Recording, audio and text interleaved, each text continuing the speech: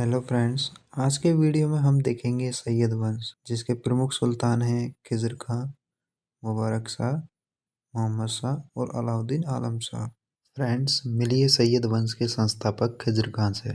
ये खुद को पैगंबर मोहम्मद का वंशज यानी सैयद मानता था, लेकिन इसका असली पावर बैंक था तैमुरलंग। चूंकि इसने 1398 में तैमूर की मदद की थी, इसलिए खुश होकर तैमूर ने इसे मुल्तान, लाहौर और दीपालपुर की सूबेदारी सौंप दी थी। अब देखिए उपाधि।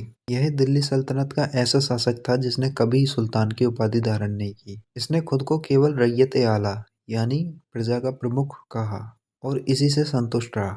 इसकी वफादारी देखिए, इसने अपने नाम के सिक्के भी नहीं चलाए, पुराने तुगलक सिक्के ही चलने दिए। यह जुम्मे की नमाज यानी खुतबा में तैमूर और उसके बेटे शाहरुख का नाम पढ़वाता था और उन्हें नियमित टैक्स भेजता था। यानी यह गद्दी पर बैठकर भी एक गवर्नर की तरह ही रहा। खिज़र खां के बाद गद्दी पर बैठा उसका बेटा मुबारक शाह। यह इस वंश का सबसे योग्य शासक था। इसने अपने पिता वाली गलती नहीं की। इसने तैमूरों का डर छोड़कर सुल्तान की उपाधि ली और अपने नाम के सिक्के चलवाए, यानी वह पूरी तरह स्वतंत्र हो गया। साहित्य। इसके दरबार में इतिहासकार याह्या बिन अहमद सरिंदी था, जिसने तारीख-ए-मुबारक शाही लिखी। सैयद वंश का इतिहास जानने का यह एकमात्र प्रमाणिक सोर्स है। नगर और मृत्यु। इसने यमुना किनारे मुबारकाबाद नाम का शहर बसाया, लेकिन यही शहर इसकी मौत का कारण बना। पतन का दौर। मुबारक शाह के बाद सैयद वंश का पतन शुरू हो गया। मोहम्मद शाह। यह एक अयोग्य शासक था। इसकी डोर पूरी तरह वजीरों के हाथ में थी।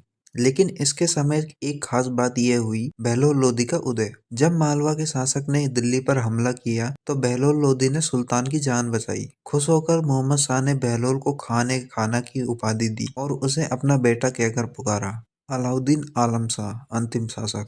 यह इतिहास का सबसे डरपोक सुल्तान निकला।